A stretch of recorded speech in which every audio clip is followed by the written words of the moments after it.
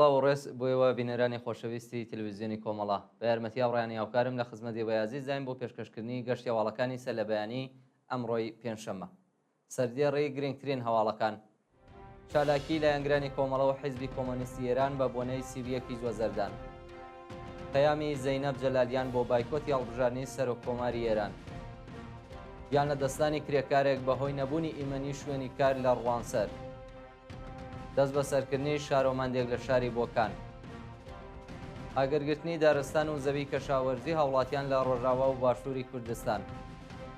لە قاودانی ناسناوی 92 پاسداری سەرکوتگەری ڕژیم لە هورمزگان و بوشێر. ئەمانگرتن لە خواردنی تاهر تەقەوی پارێزەری دادگستەری لە زیندانی ئێڤین.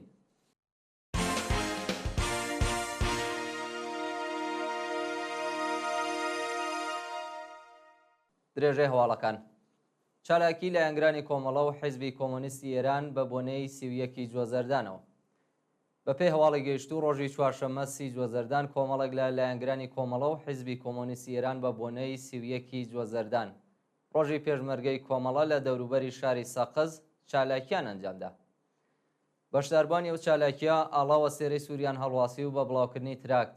هاتنی سیڤیەکی جوەزەردان ڕۆژی پێشمەرگەی کۆمەڵەیان لە هەموو پێشمەرگەکانی کۆمەڵە، کادر و ئەندامانی حیزبی کۆمۆنیستی ئێران و بنەماڵەی سەربەرزی گیانبەختکردوانی ڕێگەی ئازادی و بەرابەری پیرۆزبایی کرد. چالاکوانان هەروەها دروشمەکانی بژی سۆسیالیزم، بژی کۆمەڵە و حیزبی کۆمۆنیستی ئێرانیان بەرز کردەوە و ڕێزیان لە یادی هاوڕێ فەرهاد شەعبانی گرت و پەیمانیان لەگەڵ ئاواتی هەموو گیانبەختکردوانی ڕێگەی ئازادی و بەرابەری نوێ کردەوە. پەیامی زەینەب جەلالیان بۆ بایکۆتی هەڵبژاردنی سەرۆککۆماری ئێران. ڕۆژی چوارشەممە سی جوەزەردان زەینەب جەلالیان بەندکراوی سیاسی ڕاگیراو لە زیندانی یەزد بە بۆنەی نزیک بوونەوە بە کاتی هەڵبژاردنی سەرۆککۆماری ئێران پەیامی بڵاو کردەوە. زەینەب جەلالیان لە پەیامەکەیدا ڕایگەیاند دەمەوێت پاش 16 ساڵ بەندکران و لەبەر خاتری ئازادی داواکاریەک لە ئێوە خەڵکی ئازادی خوازی ئێران بکەم. تکاتان لێ دەکەم وەکو ساڵانی پێشوو هەڵبژاردنی سەرۆککۆماری ڕژیم بایکۆت بکەن و نەچنە سەر سندوقەکانی دەنگدان. یان لە دەستانی کرێکارێک بەهۆی نەبوونی ئیمەنی شوێنی کار لە ڕوانسەر. ڕۆژی چوارشەممە سی جوەزەردان کرێکارێکی خەڵکی ڕوانسەر بە ناوی عەدنان خۆسرەوی بەهۆی بەڕگرتووی بریندار و پاش گواستنەوەی بۆ نەخۆشخانەی کرماشان گیانی لەدەستە. بەپێی زانیاریەکان عەدنان خۆسرەوی لە کاتی کارکردن لە گوندی مەنسوورئاقای سەر بە شارۆچکەی شاهۆ تووشی بەڕگرتووی بووە و وازراوەتەوە بۆ نەخۆشخانە. ئەو کرێکارە بریندارە پاش یەک ڕۆژ بەسەری بوون لە نەخۆشخانەیەکی کرماشان ڕۆژی چوارشەممە بەهۆی قورسی برینەکانی گیانی لەدەستاوە. دەست بە سەرکردنی شارۆمەندێک لە شاری بۆکان. ڕۆژی شەممە 26 جوەزەردان هاوڵاتیەکی خەڵکی بۆکان بە ناوی جعفەر ناسراو بە دارا ئەمینی لەلایەن هێزە ئەمنیەکانەوە دەست بەسەرکرا. بەپێی زانیاریەکان هێزەکانی حکوومەت بەبێ بەڵگەی قەزایی هێرشیان کردوتە سەر ماڵی جعفەر ئەمینی و ناوبراویان بە توند و تیژیەوە دەست بەسەر کردووە.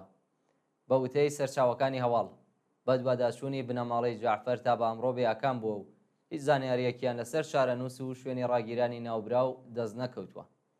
شانی باسە کە جعفەر ئەمینی پێشتر و لە ڕێکەوتی 23 ڕەشەمەی ساڵی 96 یەتاوی پاش بەشداریکردن لە کۆبوونەوەی ناڕەزایەتی لە ئاسێرشی تورکیا بۆ سەر عەفرین دەست بەسەر و مانگی خاکەلێوەی ساڵی 97 هەتاوی بە تۆمەتی تەبلیغ دژی نزام بە 6 مانگ زیندان مەحکوم کرابوو.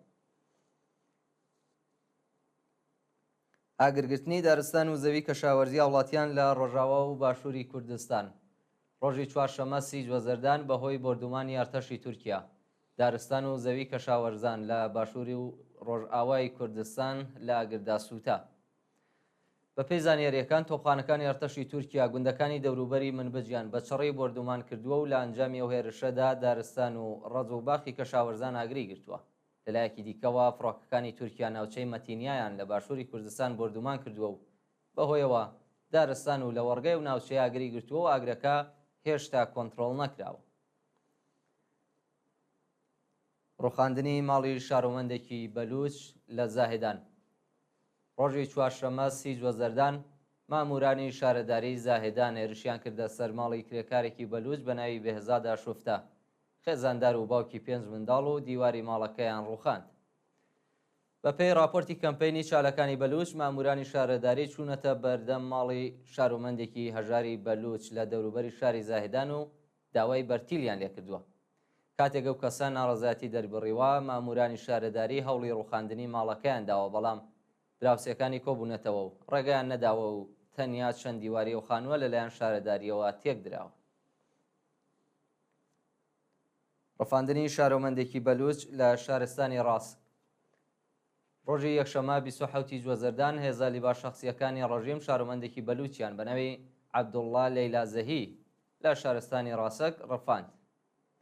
بەپێی راپۆرتی حاڵبەش عەبدوڵڵا لەیلازەهی تەمەن 21 ساڵ و خەڵکی گوندی گەهیرفتانی سەر بە شارستانی ڕاسک بەبێ بەڵگەی قەزایی لەلایەن هێزە لیباس شەخسیەکانی ڕەژیمەوە لە شوێنی کارەکەی دەست بەسەر و بە شوێنێکی نادیار گوازراوەتەوە. لە قاودانی ناسناوی 92 پاسداری سەرکوتگەری ڕەژیم لە هەورمزگان و بوشێر.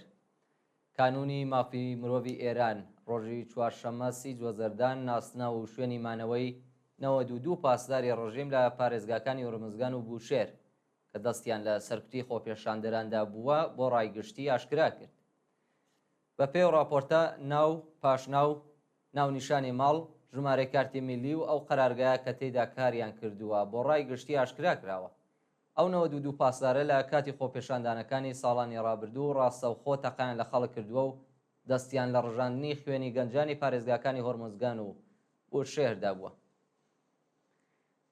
مانگرتن لە خواردنی تاهر تەقەوی پارێزەری دادگستەری لە زیندانی ئەڤین. بەپێی راپۆرتی ناوەندەکانی مافی مرۆڤ تاهر تەقەوی پارێزەری بەندکراوی دادگستەری لە ڕۆژی 24 جوەزەردانەوە دژبە جێبەجێنەکردنی داخوازیەکانی دەستی داوەتە مانگرتن لە خواردن و دۆخی تەندروستی ناجێگیرە. تاهر تەقەوی ڕۆژی حەفتەی ڕێبەندانی ساڵی 1402 هەتاوی لەلایەن ئیدارەی اطلاعاتەوە بە تۆمەتی تەبلیغ دژی نظام و ئیجتماع و تەبانی بە مەبەستی تێکدانی ئەمنیەتی وڵات دەست بەسەر کرا. ناوبرا و چەند نەخۆشی وەکو تێرەوید و زەختی خوێنی هەیە و لە ڕۆژی 24 جوەزەردانەوە دژ بە ناڕوونی چارەنووسی مانی لە خواردنی خۆراک و دەرمان گرتووە و ئێستا گیانی لە مەترسیدایە. سەپاندنی سزای زیندان بەسەر حەوت نەوباوەری مەسیحی. حەوت نەوباوەڕی مەسیحی لە پارێزگای خۆزستان لەلایەن دادگای ئینقلابی ئەهوازەوە سەرجەم بە 29 ساڵ و 9 مانگ زیندانی تەعزیری مەحکوم کراون. بەپێی راپۆرتەکان مەجید ئەفزەلی بە 10 ساڵ و نەسرۆڵڵا موسەوی بە 5 ساڵ زیندان، بیژەن قولیزادە، ئیمان ساڵەحی و زەهراب شەهبازی هەریەکە و بە 5 ساڵ زیندان و دوو نەوباوەڕی مەسیحی دیکە کە ناسناویان ئاشکرا نەکراوە هەریەکە و بە 2 ساڵ زیندان مەحکوم کراون.